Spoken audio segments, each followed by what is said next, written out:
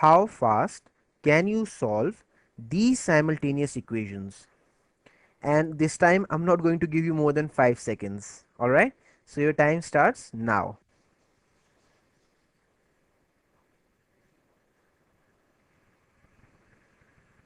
The time is up.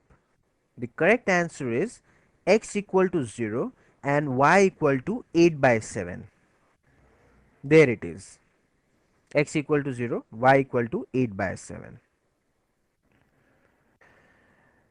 The usual way of solving these equations, it's way too time consuming. So I would not at all like to do it the usual way. So I'm just skipping this part. Let's see the fast way of doing it. You must have thought that the coefficients of these two simultaneous equations are much more difficult to multiply with, isn't it? So instead of giving you more time, I gave you just 5 seconds. Now you'll know why. Just look at the ratio of the coefficients of y in both the equations and compare it to the ratio of the constants. Do you see something special? Yes, their ratio is equal, isn't it? 7 1 times is 7, 7 2 times is 14, 8 1 times is 8, 8 2 times is 16. So this is also 1 by 2 and this is also 1 by 2. Whenever this happens, you can immediately put the value of other variable to be equal to 0. Alright, so x equal to 0, as simple as that. So just quickly substitute this value in any of these two equations.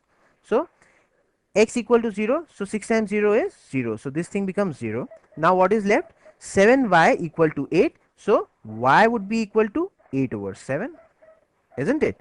You put the coefficient of y to the other side and it goes to the denominator, so y equal to 8 by 7. That is what your answer is. X equal to 0, y equal to 8 by 7. Tell me, wasn't that fast? Once again, let me repeat. When the ratio of the coefficients of y is equal to the ratio of the constants, then x equal to 0. And using the same logic, if the ratio of the coefficients of x equal to the ratio of the constant, then variable y would be equal to 0.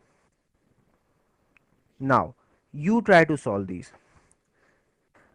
So the first thing that strikes you is that the ratio of coefficients of x is equal to the ratio of constants.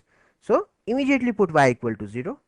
Now once you have the value of one variable, finding the other variable is very easy, isn't it? So if you put this value here, so this thing becomes 0, isn't it? So 12x equal to 12, that means 12 times something equal to 12. So obviously 12 times 1 equal to 12, so x equal to 1.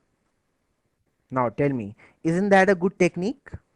At the first glance, if you see that multiplying with these coefficients is a big challenge, isn't it? They are intimidating numbers, but we didn't multiply them.